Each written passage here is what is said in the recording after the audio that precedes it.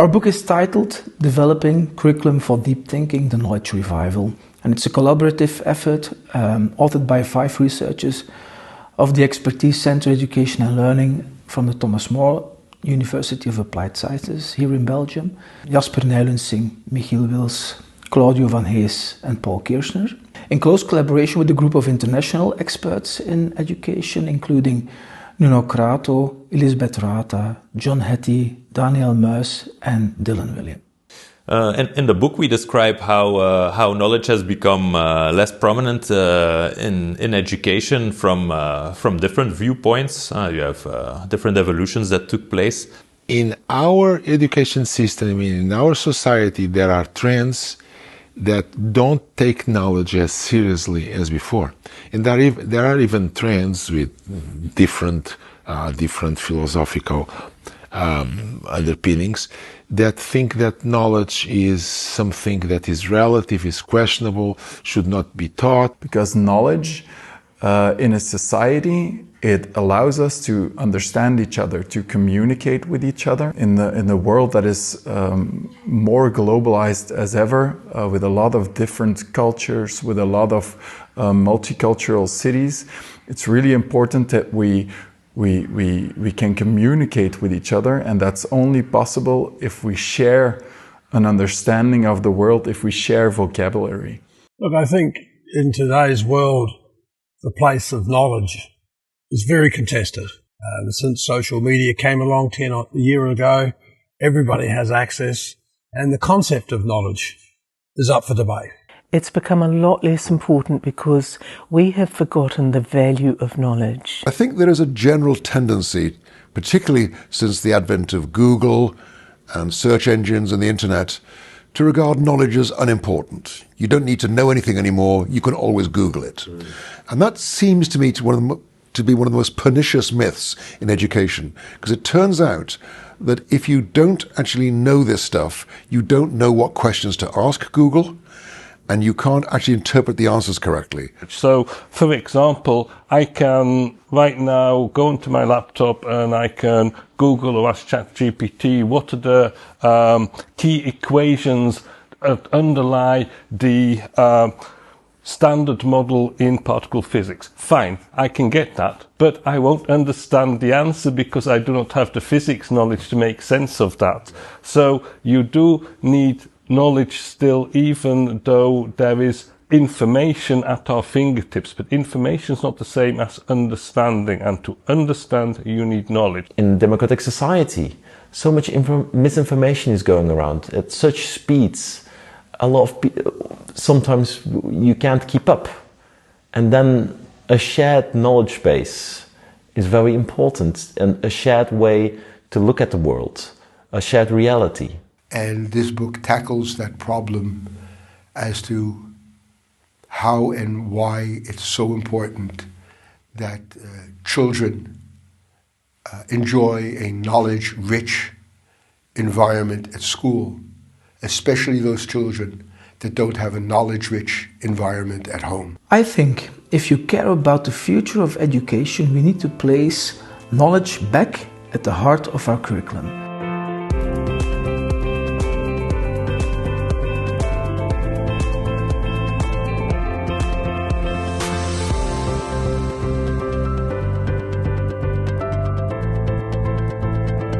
In the first section of the book, we start off by mapping why knowledge is important from different perspectives, from a learning perspective, from a democratic perspective, and then also from a sociological perspective. Why is knowledge important from a learning perspective? Well, first of all, because what you know, what is stored in long-term memory, it determines how fast and how quickly you can learn new things. So if we want to learn, we need to store that information, that knowledge in our long-term memory. And we learn easier when we can connect new knowledge to knowledge that already exists in our long-term memory by retrieving that existing knowledge and connecting it. In that way, we increase the capacity of our working memory.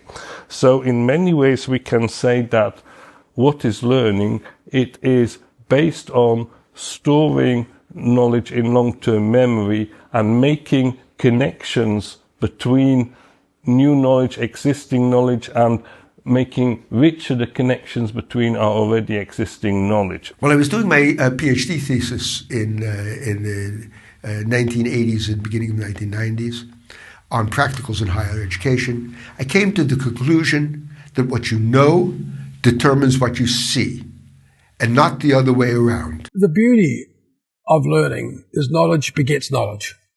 The hard part of learning is if you don't have that knowledge, there's nothing much to beget. So if you walk past a lab and the door is open and you see all of these glass things in helixes and bubbling, you think Frankenstein.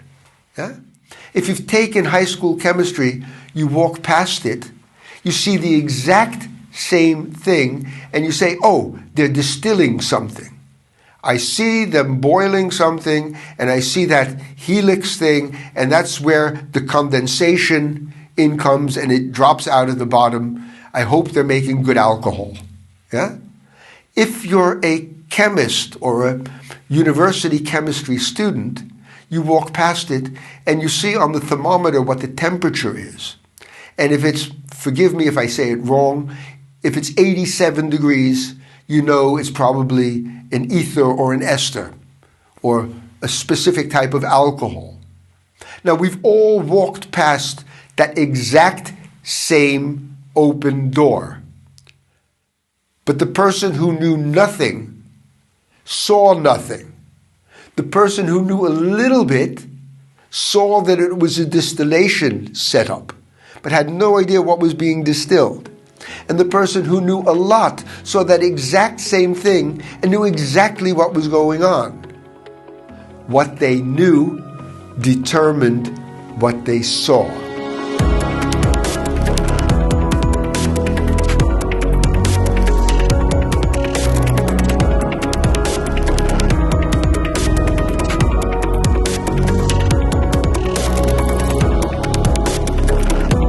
From educational psychology, we know that what you already know is an important foundation for what will be more easily learned in the future. So in that sense, knowledge is important for further learning. But we also know from a large amount of research that knowledge base within a domain is also very important for complex cognitive skills. So as we move more and more into a knowledge economy, people have talked about the importance of complex cognitive skills like creativity, critical thinking, problem solving, collaboration and communication. And because these skills are important, people want to develop them. And one of the things that we've been told repeatedly is we need to get students to think critically. We need to teach critical thinking. And it's a really persuasive idea, because if you ask historians to describe what they mean by critical thinking and ask mathematicians to say what they mean by critical thinking, they say very similar things. So it's tempting to believe that critical thinking is a single skill applied in different contexts. But it turns out to be incorrect. It turns out to be no amount of training people to think critically in history has any impact on their ability to think critically in mathematics, because these skills are discipline dependent. They look similar. When we talk about them, they sound similar, but they are superficially similar skills that rely on fundamentally different cognitive processes. So if you want students to think critically in history, you have to teach it in history. And if you want students to think critically in mathematics, you have to teach it in mathematics. The same also applies to reading comprehension, especially deep reading comprehension. Knowledge elements actually play a role at all the different levels that are necessary to get to deep reading comprehension, starting from the phoneme level until the sentence level. But most importantly, background knowledge plays an important role in deep reading comprehension, as when we make inferences about what's being said in the text and we link it to what we already know about a topic or domain. That's when we really get a deeper understanding of a text, and we can relate it to what we have already learned about it beforehand, or other texts we've read about it. And that's when you can really adopt a critical perspective and really deeply analyze what's being said. When we take out the knowledge out of the education system, it has consequences for a lot of children, because not every child grows up in a knowledge-rich family, which means they have to depend on other institutions to acquire the necessary knowledge to develop complex skills such as critical thinking, such as problem solving, such as creativity, such as reading comprehension. If those institutions do not offer this necessary knowledge foundation, then those complex skills, such as creativity, etc., they are just for the happy few.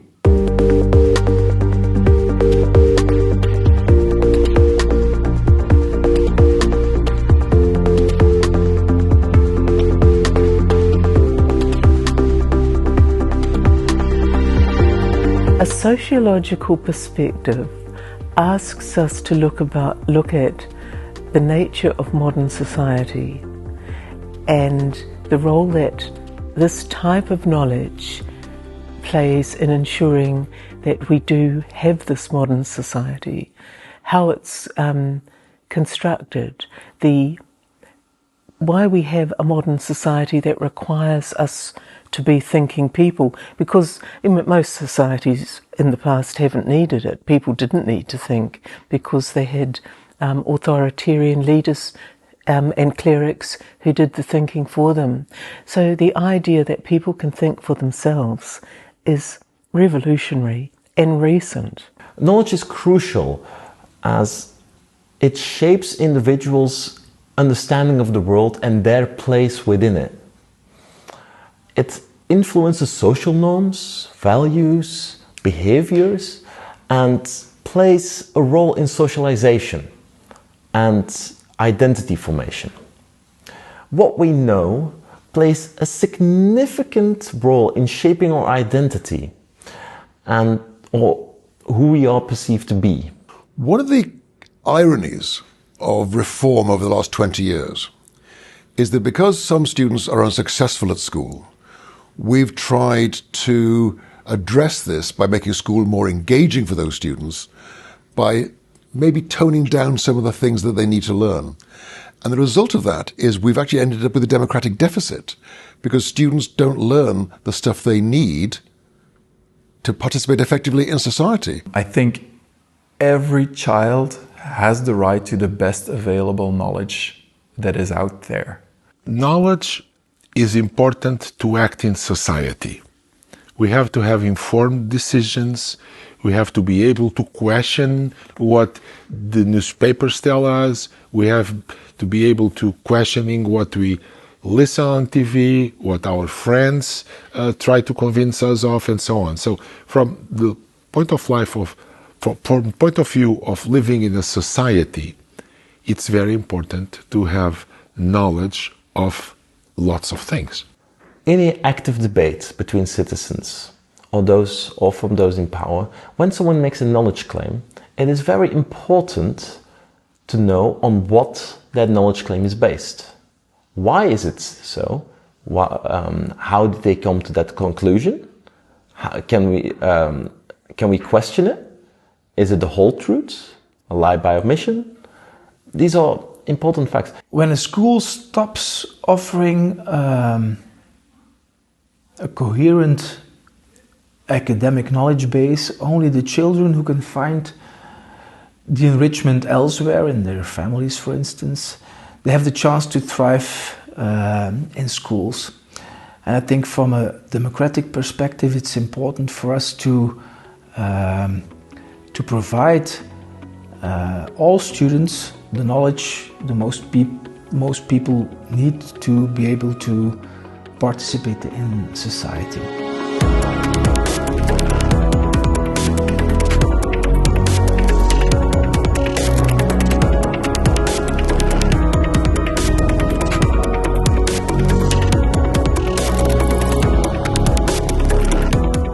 We've been discussing the role of knowledge from a learning perspective, sociological perspective, and a democratic perspective, and I think we're all convinced now that knowledge is very important, but this obviously has implications for the curriculum. I think the role of knowledge has changed when we observe curricula or when we look at curricula over the past decades. We see that in the beginning of the 20th century, there were a lot of curricula which were a list of facts. Students had to learn when the Battle of Hastings took place. Students had to learn what this was, what that was, which could lead to rote learning, for example. The teacher as a transmitter of knowledge, and students had to learn by heart all those different things. Then you have the other side of the pendulum, which is mostly a knowledge-free curriculum based on generic competencies. Students should be able to comprehend texts and so forth. Most of the time they're knowledge-free. We have to find the best of both worlds, in which we introduce the important knowledge concepts in the curriculum, and we add the complex competencies, we add the complex skills, not only to teach those skills to our students, but also to develop a deeper understanding of those concepts. And that's what we call a knowledge-rich curriculum. We have to be kind of greedy and ask not only for that knowledge, those facts, but also that thinking about. And this is where a lot of people have looked at different ways of thinking, different ways of understanding. But remember, thinking and understanding is always about something. And that's where the knowledge comes powerful. And the book, I think, is so critical because it goes through that balancing act very, very clearly. School is the only place where we have access to the type of knowledge that forces us to think logically. The home is the home in the community, the places for sociocultural knowledge, and that is essential for us, for that psychological security and social cohesion, absolutely essential. But schools are the only place where we have access to this type of knowledge that actually creates our minds, our logical, rational minds. So if we don't have a curriculum like this, then we end up with young people who are unable to think about themselves, to think about the world, to think about the possibilities. We argue that if you want the best of both worlds, we need a knowledge-rich curriculum in which we have three important characteristics: it being content-rich, it being coherent, and it's having clarity. When we say a curriculum is content-rich, it means that we should prioritize the teaching of substantial, specific, and careful selected knowledge items. It's not just about exposing students to a lot of knowledge, it's about ensuring the fact that the knowledge is specified in the curriculum. For a curriculum to be content-rich, first of all, we have to make sure that the content is rigorous. It has to be good science in a science curriculum. It has to be good mathematics. Too often, when we want to make an authentic curriculum, we allow the mathematics or the science to get downgraded in the interests of the particular task. So whenever people talk about multidisciplinary tasks, say a task that combines history and English and science, my criterion for that task is, does it advance the student's understanding in each of those disciplines? Does it advance their historical thinking and their scientific thinking and their linguistic capability? When selecting knowledge items, it should be knowledge items that are valued by the society. They should have scientific backing, which means that you have to be able to tell yourself as a curriculum developer why it's in the curriculum, and why it's the best information and the best knowledge at hand. There are many definitions of coherence in curriculum. There is a vertical definition, that means that we should progress and we should know at each stage, we should base at each stage on things that are already known before. So, for instance, we can't teach, or we should not teach, the Roman Empire without knowing where Rome is. What needs to be learned before something else can be learned? Yeah? Johan Cruyff would say, sometimes something has to happen before something happens. Yeah? Sequencing is looking at the content and saying, while it's all equal in importance, there is a order in which it needs to be taught if you want to learn it and understand it. As people are designing curriculum, they should have this view of vertical coherence in terms of, when I discuss something here, I should be sure that the background knowledge for this discussion has been introduced some time before. Second, we talk about horizontal coherence. So knowledge is not limited to the boundaries of a discipline. Disciplines are really important to look at a very specific way at a certain concept, but it's not limited to the boundaries of the discipline. For example, if we talk about, for example, the concept of woman, we can study the concept of woman through biology, for example, but also from religion, from social studies, language and literature. So a concept can be tackled from different perspectives. Clarity in curriculum is important because we want both teachers and policymakers and test developers to have the same understanding of what is meant to be learned in the curriculum. Clarity is not a goal in itself, it's a means to get coherence. I think if you're starting to talk about a knowledge-rich curriculum, there needs to be a reasonably high level of specificity in terms of what needs to be taught when. And I think that needs to be set out primarily in the central curriculum. Now, of course, there is a balance to be struck there, because the risk is that we so constrain what teachers do that it becomes impossible for them to adapt what they are doing to the kids they have in front of them in the class. And that is still, of course, important. We still need, as teachers, to always have the possibility of knowing what the prior knowledge is of those kids I have in front of me, what do I need to do with them.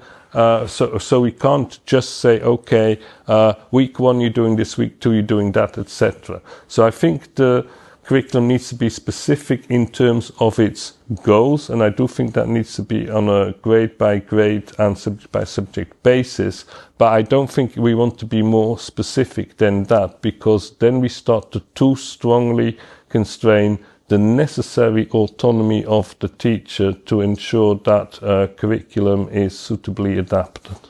I personally am an incredible fan of being clear about the goals. Whether you're going to call them learning intentions, success criteria, kind of doesn't matter.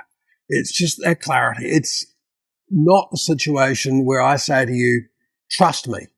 You'll find out at the end what it is that's of value. I'm not sure I have that amount of trust in any way. I want to know that it's going to be worthwhile to do these activities. I want to know, like, learning is hard work. Learning is a struggle. Learning is frustrating. I think many parents found in COVID that, my student's frustrated. My student's not clear about what they have to do right now. That's what learning is like in every day, in every classroom, in every situation. That's what teachers are good about. But you reduce that anxiety, you reduce that frustration if there are clear goals and understandings.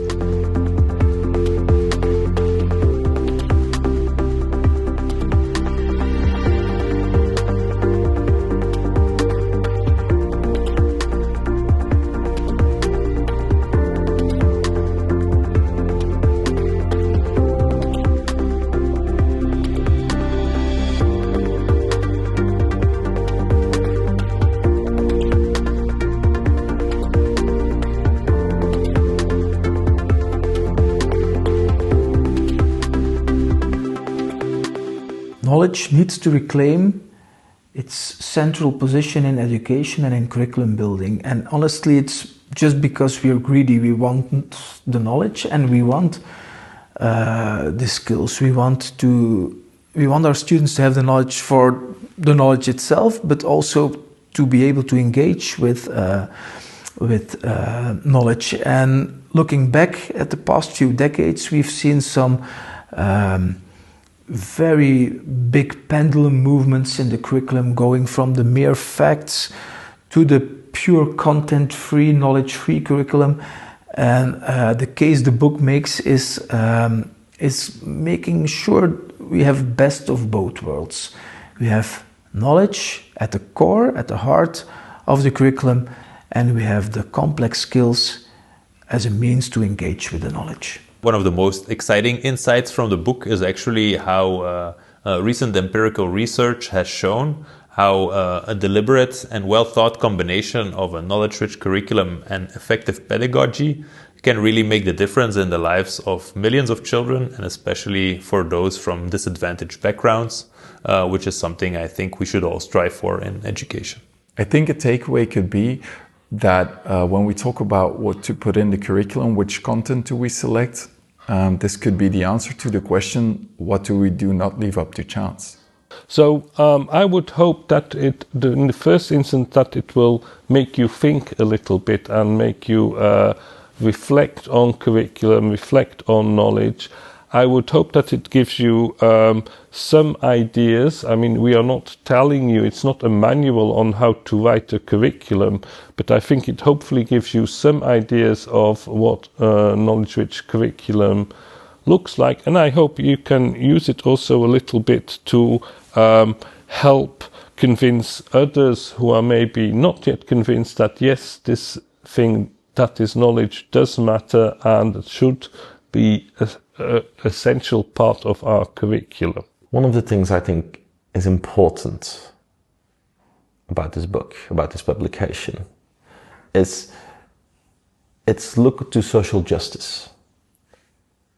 It's not just about knowledge. It's not just about how we must learn, but it is how we look in society and how we want to give children the best chances, equal chances, to be able to become active citizens, to be able to go into in the world, be able to think for themselves, to be empowered, to be able to be active in the workforce, and how knowledge plays a very important role in this. I think that is one of the key takeaways I have from the book. The most important thing that it can do is possibly have people from apparently opposing camps understand that the camps aren't always in opposition to each other. The book is central for everyone who is training teachers. All teachers who are going out into their career as teachers need to know why knowledge actually does matter and why they must teach it. And they mustn't think, because it's difficult, I won't teach it. They must know that its very difficulty is why they must teach it, because the ways that difficulty builds the mind. So I would say it's an essential book for teacher education.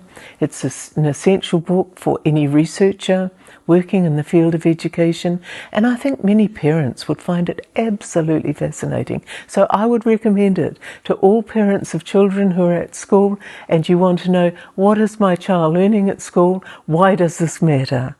I think it's a message of hope. One key message of this book is a message of hope.